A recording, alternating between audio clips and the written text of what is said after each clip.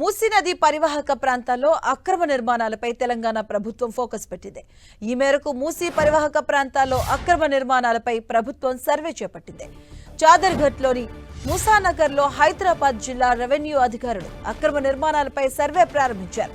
ఇళ్ల తొలగింపులో ఇల్లు కోల్పోయిన బాధితులందరికీ డబుల్ బెడ్రూమ్ ఇల్లు ఇవ్వాలని ప్రభుత్వం నిర్ణయించగా ఇందుకు సంబంధించిన జీవోను ప్రభుత్వం విడుదల చేసింది. మూసీ నది గర్భంలో 2000కు పైగా అక్రమ నిర్మాణాలు ఉన్నట్లు గుర్తించారు అధికారులు.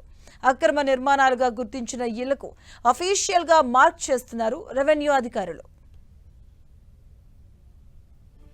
దీనిపై మరింత సమాచారం మా ప్రతినిధి రాముడు అందిస్తారు. రాముడు, హైదరాబాద్ నగరంలో ఉండేటువంటి మూసీ ప్రక్షాళనకు ఎట్టకేలకు ఒక ముందడుగు పడిందని చెప్పవచ్చు. ఇప్పుడు అధికారులు ఈ మూసీ గర్భంలో వచ్చినటువంటి నిర్మాణాలను గుర్తించేటువంటి పనులు చేపట్టడం జరిగింది. ముఖ్యంగా మూసీలోకి చాలా కాలం నుంచి నిర్మాణాలు చుట్టుకు వచ్చాయి. దాంట్లో మూసీ ప్రవాహం వచ్చినప్పుడు కొంత ఇబ్బందికర పరిస్థితులు వస్తున్నాయనేది చాలా కాలం నుంచి ఉన్నటువంటి తీరు. అయితే దీనికి సంబంధించి గతంలోనే మూసీ ఇది అభివృద్ధి చేస్తామని అనేక ప్రభుత్వాలు చెప్పినప్పటికీ వివిధ దశల్లో ఇదొకటి పనులు చేసినప్పటికీ సమగ్రంగా మూసీని మొత్తం కూడా ప్రక్షాళన చేయాలి, అదేవిధంగా డెవలప్ చేయాలి, మూసీని ఒక డెవలప్మెంట్ ఆధారిత ప్రాజెక్ట్ గా ముందుకు తీసుకువెళ్ళాలి అనేటువంటి కోణంలో అయితే ప్రభుత్వం ఉన్నట్టుగా మనకు తెలుస్తుంది. ముందు నుంచి కూడా ముఖ్యమంత్రి రేవంత్ రెడ్డి ఈ అంశాన్ని ప్రస్తావిస్తూ వస్తున్నారు.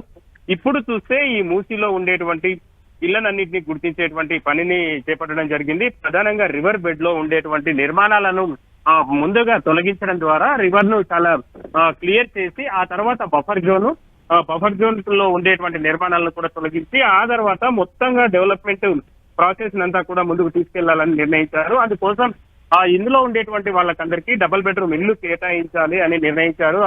దాదాపు 15,000 ఇళ్ల వరకు అవసరమైతాయి, వాటన్నిటిని కూడా కేటాయించాలంటూ ప్రభుత్వం 754 జీవోలు కూడా విడుదల చేసినటువంటి పరిస్థితి ఉంది. ప్రధానంగా జిహెచ్ఎంసీ పరిధిలో ఈ మూసీ దాదాపు 54 కిలోమీటర్ల వరకు ఈ ప్రవహిస్తుంటుంది. అయితే ప్రధానంగా హైదరాబాద్ జిల్లా పరిధిలో ఎక్కువగా ఇందులో అక్రమ నిర్మాణాలు వచ్చినట్టుగా గుర్తించారు. రివర్ బెడ్ లోనే 1595 అంటే దాదాపు 1600 నిర్మాణాలు ఈ రివర్ బెడ్ లో ఉండేటువంటి పరిస్థితి ఉంది. ఇక మేడ్చల్ మల్కాజ్గిరి జిల్లాకు సంబంధించినటువంటి దాంట్లో 239 అక్రమ నిర్మాణాలు రివర్ బెడ్ లో ఉన్నట్టు గుర్తించారు. ఇక రంగారెడ్డి జిల్లాలో 332. ఈ విధంగా మొత్తం కూడా 2000కు పైగా అక్రమ నిర్మాణాలు ఇందులో ఉన్నట్టుగా గుర్తించారు అధికారులు. వాటన్నింటినీ ఇప్పుడు మార్క్ చేస్తున్నటువంటి పరిస్థితి ఉంది. రివర్ బెడ్ అంటూ వాటన్నింటినీ మార్క్ చేస్తున్నారు. ఆ తర్వాత బఫర్ జోన్ లో మొత్తంగా కలిపి ఇందులో 12,000 వరకు అక్రమ నిర్మాణాలు ఉన్నట్టుగా అంచనా వేస్తున్నారు. ఇందులో ఈ రివర్ బెడ్ లో ఉన్న నిర్మాణాలు తొలగించిన వెంటనే ఏవైతే వ్యాపారాలు చేస్తుంటారో ఆ వ్యాపారాలకు సంబంధించినటువంటి బఫర్ జోన్ లో కానీ రివర్ బెడ్ లో ఉండేటువంటి వాటిని మొదటి ప్రాధాన్యతగా తొలగించేటువంటి అవకాశం ఉంది. మాధవి, థ్యాంక్ యూ రాముడు.